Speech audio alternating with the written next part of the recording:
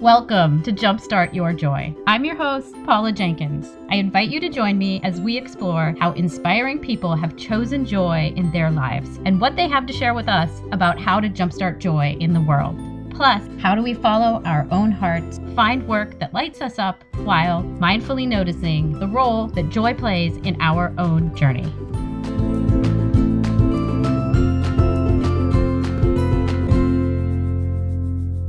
Hello and welcome to episode 98. This is Paula Jenkins, the host of Jumpstart Your Joy. Now that we're into August, I'm looking at hitting the 2-year mark of launching Jumpstart Your Joy. This week's episode is a look back at what I've learned over the past 2 years, the changes that I've seen in myself, in my show, and the other podcasters I've met with and worked with. I'm so excited to share these thoughts, and I think you'll see that while they reflect my own journey of podcasting, they really are applicable to you wherever you are on your own journey. But before we get to that, I want to say I am so glad that you are here. Thank you for tuning in this week and for joining me. I publish show notes for each episode if you're new, and these are over at the website at jumpstartyourjoy.com/episode 98 for this episode. It will include some of the notes on this show, along with links and additional references, some of my other thoughts on the topic, if you would like to get those. If you are loving this show and you've been listening for a while, thank you so much for coming back this week. And would you do me a huge favor and share this episode with one person you know? Maybe it's somebody who's starting a podcast, or someone who has a podcast and you think maybe they would like Jumpstart Your Joy. If you would send them the link, I would just really appreciate it. And, it's always so much fun to have new people listen and share. You can find Jumpstart Your Joy on iTunes and TuneIn if you want to subscribe.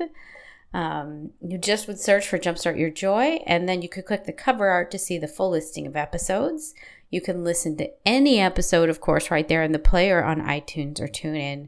Or, here's the magic, you could hit subscribe and then you will automatically be getting the episodes each Tuesday morning as they are released. And if you're looking for new ways to bring more joy into your life, I invite you to sign up for my free Joy Plus You Unleashed e-class, where I walk you through some easy ways to find room for joy in your everyday. And that's just on the website, jumpstartyourjoy.com. So let's get on to the show. As I'm rounding the corner on 100 episodes, I'm also narrowing in on the 2-year mark of being a podcast host and having the show.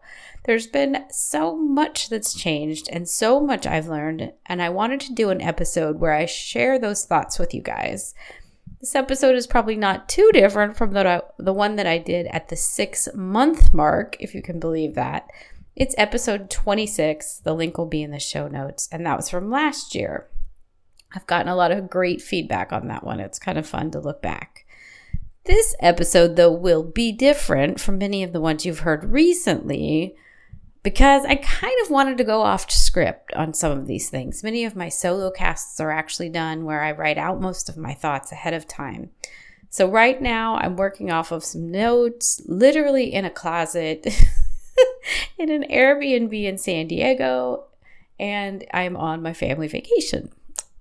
So this solo cast has kind of been rattling around in my head as I've been walking on the beach today, as I flew here, and as I have let all those thoughts just settle into my mind.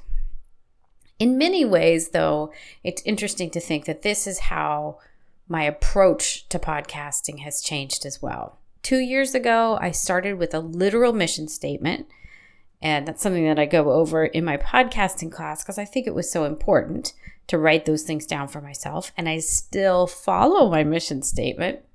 I also started out with a very kind of hardcore process of how I was going to do this, and a dedication to put out an episode once a week for a whole year, which was inspired by the amazing Pat Flynn of Smart Passive Income, and also Lewis Howes, who inspired that. I was in his audience at the Creative Live class. This would have been almost 2 years ago as well. And so that was really interesting to get to see him talk about something. Obviously, he's so big and had such a vast experience even 2 years ago that it was super helpful to be able to hear how he had run things. And John Lee Dumas was one of the guests on that show. So it was a very informative and formative thing to have very early on in my podcasting career. So the commitment, though, of that 52 weeks was really the thing that carried me through the first months. So here's the things that I've learned. And this will kind of be in a list format, as you guys are used to from me. The first one is that commitment is so important and planning is critical. Now, if you guys know me, you probably also know that I'm a project manager at heart. So I'm very familiar with the tools, the project plans and timelines and processes that go along with being a project manager. And so I really feel that one of the only ways that I stuck with this was that I made this podcast a project, and I made it something bigger than myself. 52 weeks was my initial commitment, and there was no way I was backing off. There were times even when things got a little bit crazy in my life and somebody suggested, oh, well, maybe you should go down to every other week. What do you think about that? And I was not having it because I had already made this very strong commitment to myself for this to be something that I would do for 52 weeks. And that was the gig. That was the deal. And I was going to stick with it. I think that probably some of my background as a project management really helped with that. I was already very used to making things kind of external to myself, I guess. And so even when I hit a really difficult edit, I think it was in the first 12 weeks, there was one that had me up until 3 a.m. It was one of those things where I was like, yep, this is just this time. This isn't forever. And the next time will be easier. And it turned out that's true. Everything has gotten easier as I've gone. And so I think one of the things that I take away from this is if you're starting off on a new endeavor, do yourself the favor and plan it out. I like the saying of measure twice, cut once. It's probably, an actual construction kind of a project management mindset. But just that idea that when you lay out the plans and you kind of get a sense of what you want, it's so much easier to execute on that. And so I can see that having that really distinct plan is one of the things, and having it be a very serious approach. This wasn't something that I was going to give up on because that would have meant I was giving up on something for myself. So taking it seriously is what really made the show a possibility. The second thing that strikes me over the last couple of years is that I've gotten to the point where I really let passion guide me. And this is interesting to me because starting out, I would say I'm a very academically minded person, both from a perspective of like schoolwork and being the kind of person that got really good grades and was very proud of that and always got my homework in on time, like definitely a people pleaser and, an overachiever. And so there was this deep desire for so many things in my life, even still, to get it done right. And there was a lot of importance put to that. Now, I'll say that some of the things that I learned, and I'll get into this more, I think, in a little bit as well, but in life coach training was to let go of the outcome and to kind of let go of those ideas that there should be a right and wrong way of doing things. I think some of that training was super helpful in becoming a podcaster because it's a creative endeavor. And so there is no right or wrong, There's no right way to record something, whether it be in this closet, which is probably sounding a little bit echoey, or if it's in a professional sound booth. There's no right or wrong there. And so you quickly learn that you have to follow your heart and your intuition as you go after something that's a creative endeavor like this podcast. So passion really did come into play. Interestingly, I think that around the episode 36 episode mark, I did feel actually within myself a shift in how I was approaching this podcast. I was super excited. I don't want to get anyone thinking that like before episode 36, I wasn't excited. I was super excited. There's some amazing guests that I had on so early. But there was something around that. I did 3 episodes that came out in a row in the same week. It was a Tuesday, Wednesday, Thursday in April of, that would have been 2016. And something in there changed. I heard myself really laughing and like totally enjoying these conversations with these people of that week. I felt myself loosening up. I stopped following verbatim the research questions that I would send over, because when I'm getting ready for an episode, I do a fair amount of research just because I want to get to know each of the guests. I think that comes through when I'm talking to them. And then I write up questions and send them over just so they kind of know what to expect. But I really started following the passion of, if there's a moment in a conversation with someone and I sense that there's a question I could ask, that I really started following that. And somewhere in there, around that 36 mark, is where that all started to shift and hit for me. And so the piece that I would take away, if you're following something, is, just kind of like say yes to the passion, say yes to the dress or whatever, but like let it just be and really follow its wisdom, because I think the passion is there and it's telling you something. Which really leads, and I know I think I brought this up in last month's solo cast as well, when I was talking about the things that podcasting, I don't remember the exact episode title, but it's one of my favorites. And number 3 is, it's your own damn podcast, and you can do whatever the hell you want with it. And around June of last year, I'd started getting a lot of questions around how to podcast. People were seeing that I was doing it, and this show was on New and Noteworthy, and then it was on What's Hot. And so it was really getting some attention. And some of my fellow coaching friends and other people started to ask how I could do this, or how they could do this, and asked if I would help consult on either starting their show or just giving them some feedback. And so after a few of those, and kind of on a whim, I posted on Facebook that I was going to do a 6-week podcasting class, just to kind of see if anybody would join. And before I knew it, the class was full, which was totally awesome. And kind of unexpected. I mean, it's definitely not a direction that I really could have ever guessed starting a podcast would have led me to. I mean, I love to teach, I love to coach, I love to explain technical things to non-technical people. So it all makes a lot of sense. But it was just kind of unexpected, which is lovely. And so in a really early class meeting, I could see that several students were struggling with this idea that they wanted to get things right. I use air quotes around right for their show, which, if you think back to what I was just saying, having been a people pleaser and somebody that was high achiever, I totally could understand where they were coming from, which I think is also interesting, because in more ways than one, a lot of times when you're talking to people that have been on the show, some of their advice on how do you teach is, you're always looking at someone who's just a few steps behind you. So looking back, it makes total sense that this is a great path for me to follow. It's something recent for me to be able to teach about podcasting and how to start one. And it's something I love very much. But in that very first boot camp, I heard myself say out loud,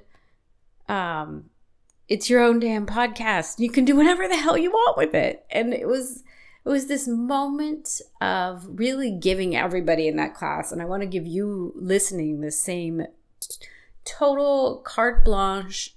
You have total permission. Whatever this thing is that you want to follow in your life, even if you're still in the exploratory phase, I want to give you the carte blanche permission slip. It's your own thing, whatever this thing is, and you can do whatever you want with it. Just soak that in for a minute, because I don't think we all hear that enough. And it was funny because now that I've said this out loud, specifically around podcasting, but I'm giving you the carte blanche permissions, slip right this second as well. It's awesome because it kind of soaks in. And even now when I'm looking back at my own show, yes, like I mentioned, I do have a mission statement that very explicitly, it gives me a great framework of understanding if someone would be a good guest, if the topic is good for this show.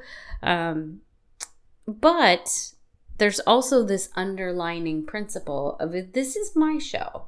And part of what makes this special, and I assume why many of you listen in each week, is I'm curating who goes on the show. And that's part of the fun for me. And then getting to ask the questions the way I would ask them. That's awesome as well. I've also really amazingly gotten recently a lot of people pitched to be on the show as well. If you're interested or you know anyone, you can send in a note to jumpstartyourjoy@gmail.com. But then really kind of trusting my gut and putting the framework around it. Hey, this is my show and I can do whatever I want. Does this person feel like a good fit for this show? And that's oftentimes going back to the mission statement and going back to my own permission.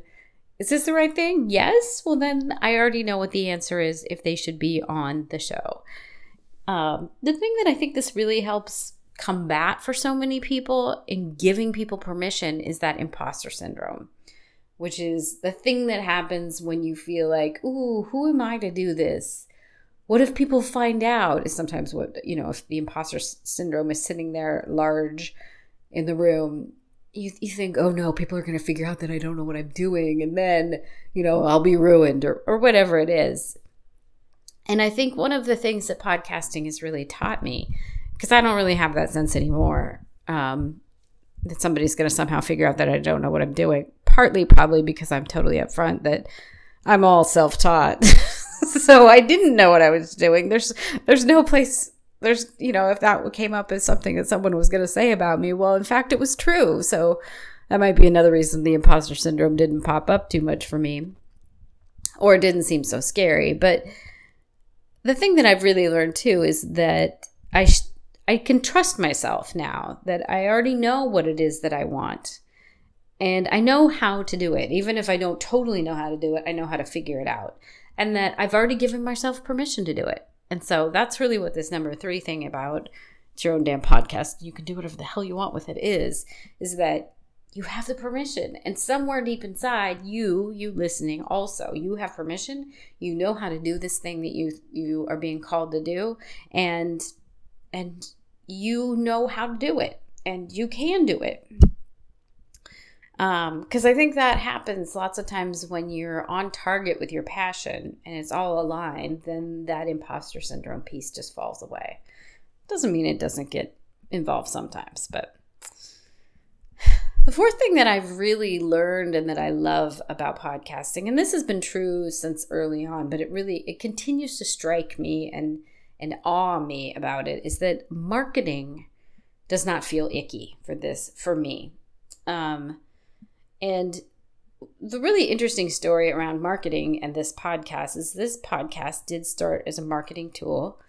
If you'll notice, if you've been listening this long, I'm thrilled. And you probably noticed that the intro between season 1 and season 2, in season 1, I mentioned this is Paula Jenkins, a life coach and podcaster. And in season 2, I very specifically dropped that. It was a strategic thing that I dropped it right out of the intro. I don't reference myself as a life coach here very often. I mean, sometimes I'll bring up that I'm taking clients. But the thing that happened was I realized that I was really internally no longer primarily associating myself as a life coach. That the thing that had become front and center, especially with my podcasting class becoming very popular and sold out, was that now I was associating myself as a podcast host and consultant or podcast coach, if that's a thing. And it kind of feels like it is because that's what I feel like I do in my class. But the focus there, to be very specific, is around the podcasting piece and not so much the life coaching class or the life coaching piece of it. I'd already run that class twice, the podcast class twice.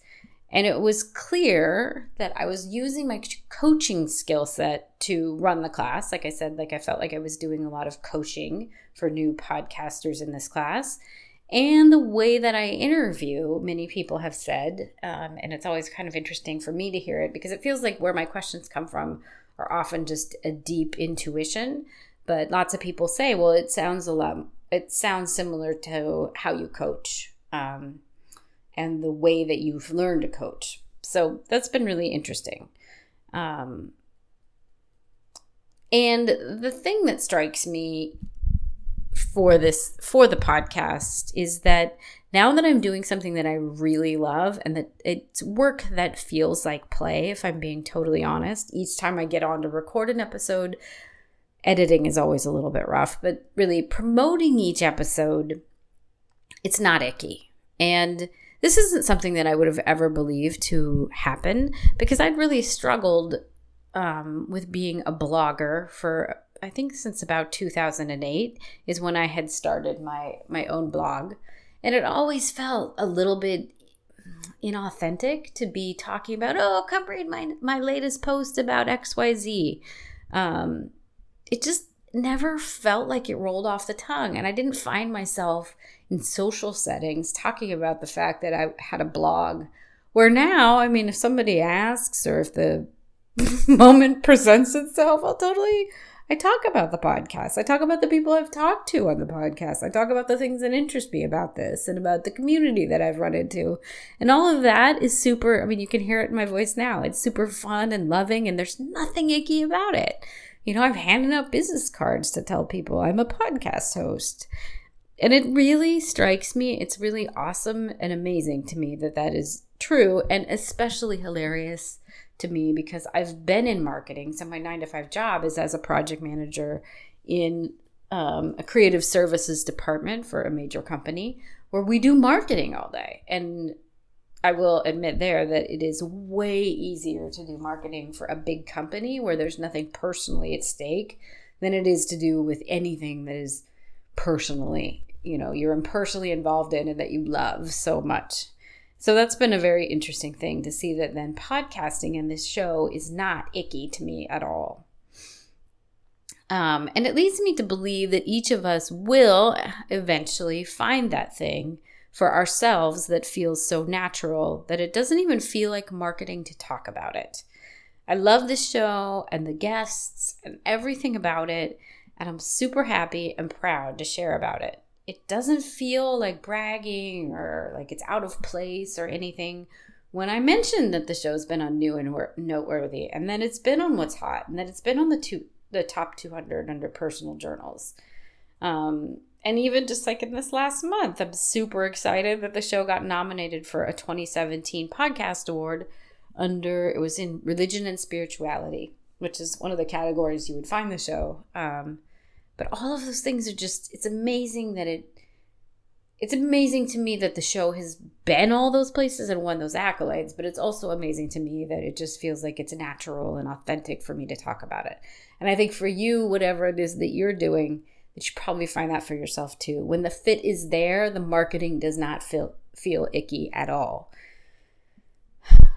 And then moving into number 5, in finding what I've loved. So in finding this podcast, other things about it have just become natural and obvious. So like what I mentioned about the blogging, like it never felt like it totally clicked. My blog was called Welcoming Spirit, and all of the archives for that are out on jumpstartyourjoy.com, including my number 1 ever visited series, which was How to Plan a Retreat. If you're ever interested in that, it's still out there. Still gets a lot of traffic. But it never felt totally authentic to write about it, to put it out there.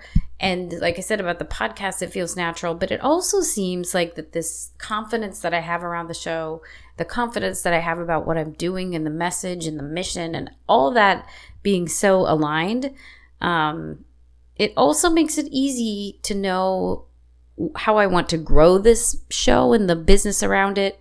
And that it feels really good to take the steps to invest in the show and the business. And so what does that look like if you're like, well, that sounds good, but what does it mean?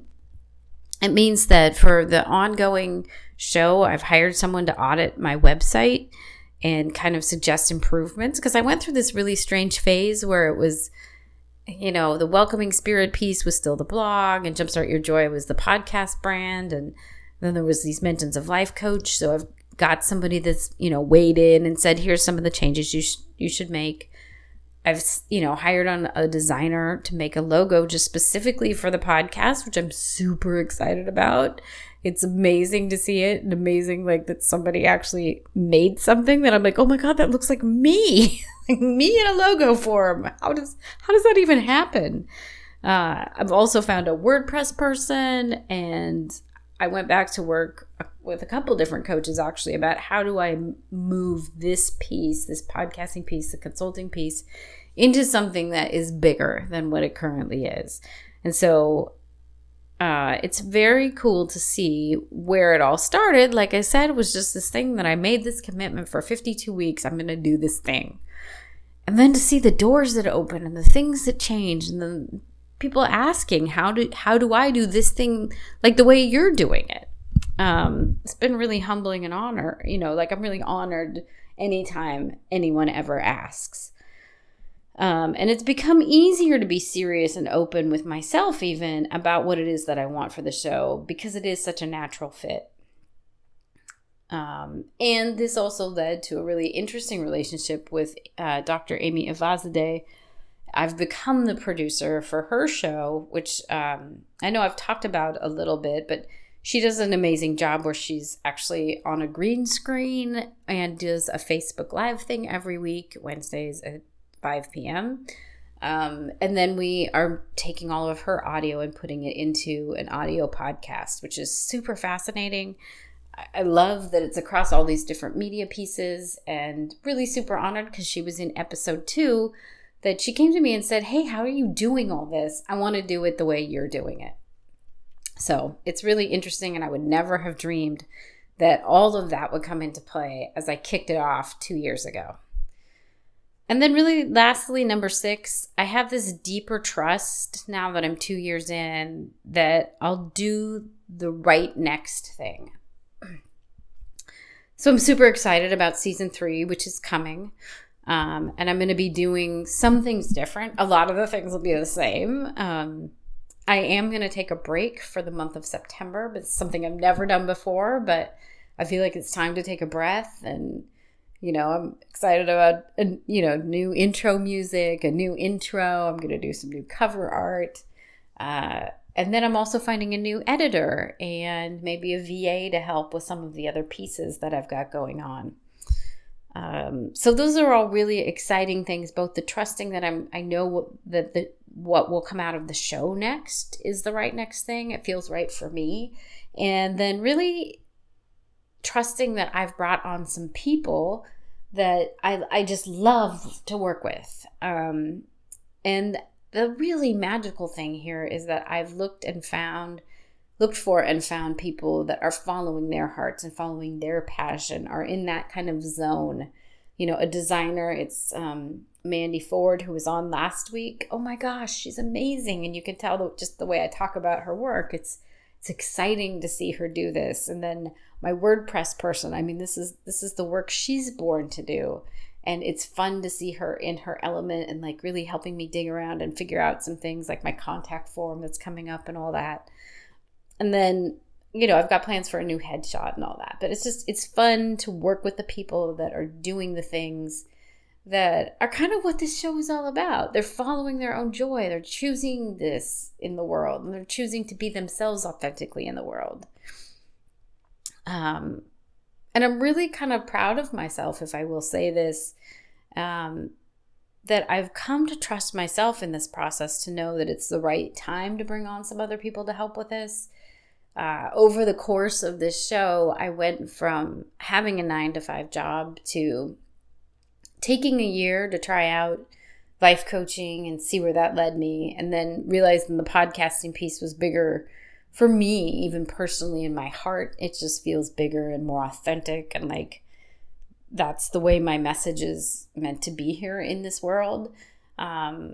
To then going back and becoming totally okay and lovingly accepting that my project management skills offered this gift, so that then I could go back to the 9-to-5 world in a slightly different role, a different way, but that it's helping support some of the stuff that I'm doing here. And realizing now at this time that I've got my sea legs under me again, that I want to keep this thing up. I want to keep this show going. I love this show so much. And seeing that I have limitations on my own time and all the things that I can do. it's interesting that the question for this last year has been finding balance and like, how do you find balance? And so really being authentic of myself and like living through, how do I find balance? And some of it is, I can't do all these things by myself. So how do I automate what I can? And how do I bring on the right people to help me with the mission as I move into season 3? So I'm really happy that I've trusted myself with this. And I mean, all I can say in wrapping up is I really can't believe it's been 2 years. And thank you from the bottom of my heart for listening and commenting and, sharing and just being a part of this amazing journey and this community. So thank you. So if you were inspired by this episode, or maybe you know somebody else who is also following their dreams right now, or who could just use a little boost to their day, would you share this podcast with them?